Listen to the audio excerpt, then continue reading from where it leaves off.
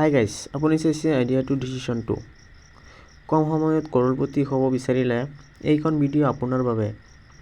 আজি জানি লওক যিমান টাইম এনেই বেকাৰ বন্ধুৰ লগত ঘূৰি ফুৰি বছৰৰ পিছত বছৰ কটাই দিলে সেই টাইম ইনকামত লগাই মাত্ৰ 2 পৰা 3 বছৰৰ ভিতৰত কোটিপতি হ'ব পাৰি।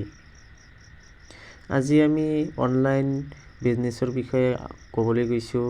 80% মানুহে ভাবে গাঁৱৰ ভিতৰত টপ মেন হ'বলৈ চিভিলটো ভাল লাগে, যোগ্যতা, অৰ্জন, টকা, ভাল বন্ধু ইত্যাদিৰ প্ৰয়োজন পৰে। আচলতে এনে নহয়। 10 টকাৰ পৰা 10,000 টকা বনাব পাৰি এটা আইডিয়াৰ ফলত। ভিডিঅ'টোৰ লগতে থাকক। যদি কপালত থাকে নহয়, 10 টকাৰ বিনিময়ত 10,000 টকা আপুনি মাত্ৰ কেইদিনমানৰ ব্যৱধানত বনাব পাৰি এই আইডিয়াখনৰ মাজেদি। এনে এখন আইডিয়া মই আপোনালোকক শ্বেয়াৰ কৰিবলৈ আহিছোঁ, সম্পূৰ্ণ ৰিয়েল। আপুনি নিজেই ভাবক, 70% মানুহে নিজৰ বুদ্ধি নখটাই ডিঙিৰ তলৰ কাম কৰে,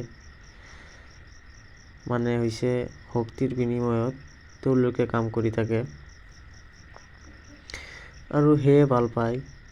সেইবাবেই গাঁৱত 70% মানুহ শ্ৰমিক, অৰ্থাৎ দৰিদ্ৰ, আৰু যিসকলে চৰকাৰী চাকৰি কৰে তেওঁৱেই নেতা। এনে বেকাৰ কোনো নাই যে আধুনিক ব্যৱসায় কৰে, অৰ্থাৎ কিবা অনলাইন যোগে বিজনেছ কৰি কৰড়পতি হৈছে। আজি ক'বলৈ ওলাইছোঁ ক্ৰিপ্ট'কাৰেঞ্চিৰ বিষয়ে। 80% মানুহে নামটো শুনা নাই আৰু শুনিলেও বুজি নাপায়, আচলতে নাজানে ইয়াৰ কাম কি।